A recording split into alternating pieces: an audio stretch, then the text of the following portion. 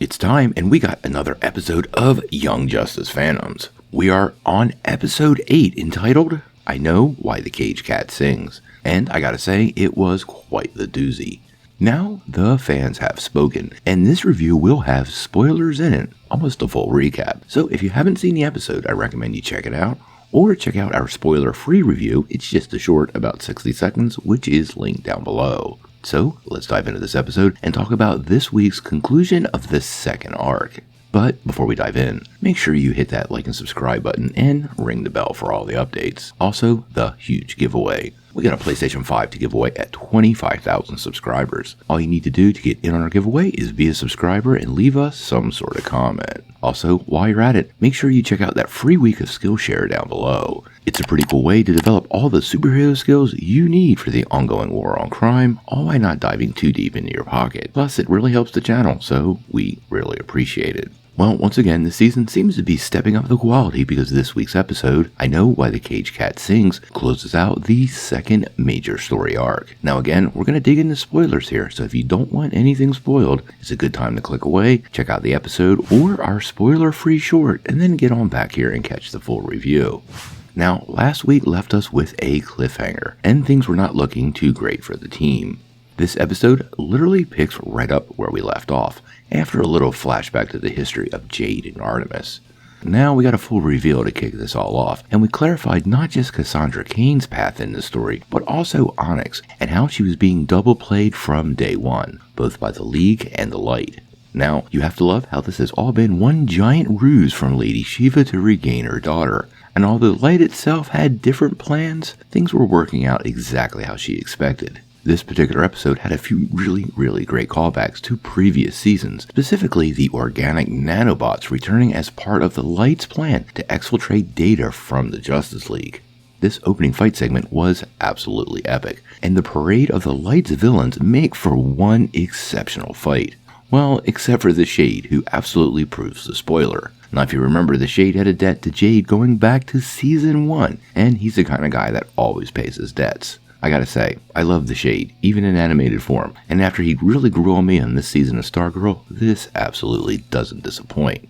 Now, the team really does eventually have Lady Shiva on the ropes, but she is nobody's fool, and she plays the Barbara Gordon card, inciting Cassandra Cain into action. This really tells you how deep Cassandra cares for Barbara. We do see her at her best here, and although she does deliver a potentially deadly blow in defeating her mother, she absolutely avoids crossing the line of no return, and not only proves herself a real hero, but proves Barbara's sacrifice to be an absolute investment of faith that does pay off. The whole incident on Santa Prisca played out wonderfully, and I do like how the team eventually slipped away, leaving Lady Shiva holding her gut and wondering what's next. I have to suspect she might actually be in trouble with the Light. Now, there were a couple segments on the Kent farm, and quite honestly, they were gut-wrenching. We really do see the full effect of grief from the death of Connor on the full Superman family. This is pretty much told through the eyes of Jonathan Kent, who at this point is just a young child. Watching Clark struggle to explain this is as super as any Superman could do. Clark is absolutely crushed by Connor's death, and you can totally see it in the voice acting and in the animation. Clark feels a particular kind of guilt that I really identified with him being Superman from the events of 10 years ago when Connor first came around and Superman really was not there for him. It really was one of the Kryptonians' most human moments. And based on the scene, the humans are not the only ones that are suffering. Poor Wolf. I really do think Wolf will be much closer bonded with Jonathan moving forward, especially if Connor doesn't come back. And even if he does, Wolf may be at Jonathan's side from this point forward. Now, Jade's story continues to be awfully compelling, and she really does seem to be carrying absolutely real pain. That whole video call home and the mommy mask, you know that absolutely had to hurt, and I mean hurt bad. Sensei and the Infinity Island are absolutely one of my favorite parts of this season, and we really do get a rather eventful return on her part. Sensei and his students, especially that red-hooded ninja, are still done pretty well, and even Ra's al Ghul really makes a mark on this episode. These guys are not necessarily villains, and although Sensei is harsh, and I do mean harsh, he is really truthful with both Jade and Onyx. Jade needs time for growth, and this turns out to probably be the right place. There is an offer for her to stay actually her and Onyx. And when you think about it, it really does make a ton of sense and is a great conclusion to the current storyline for Jade. Although she doesn't return home with Artemis, Artemis can now have faith that the path her sister is on will eventually lead her back home and back to her own daughter, which is clearly what Jade wants badly and honestly doesn't believe she can have without hurting her own child. Until then, it looks like her new home is on Infinity Island. And let's not forget who she's there with. Jason Todd. There is no way Jade doesn't find out who the red-hooded ninja really is. And I have to think this is going to come back around this season, probably in Nightwing's arc. Now, one thing I did pay close attention to here though was Talia. Did you see Talia overhearing Sensei tell Onyx and Jade what the intention of the League was? She did not look happy. And this really has me wondering if she's plotting an escape of her own with her son Damien. Now, the closing of this arc really reminds us what this was about. It wasn't about Artemis, and it wasn't about Jade. It was about family and the untold story of each one. The closing credits quote, "There is no greater agony than bearing an untold story in you," pretty much bears out strongly in this episode. It's actually a quote from Maya Angelou's I Know Why Caged Birds Sing, which obviously inspired the title of this episode. It was pretty epic, and I'll miss these parts in the credits in the upcoming arc.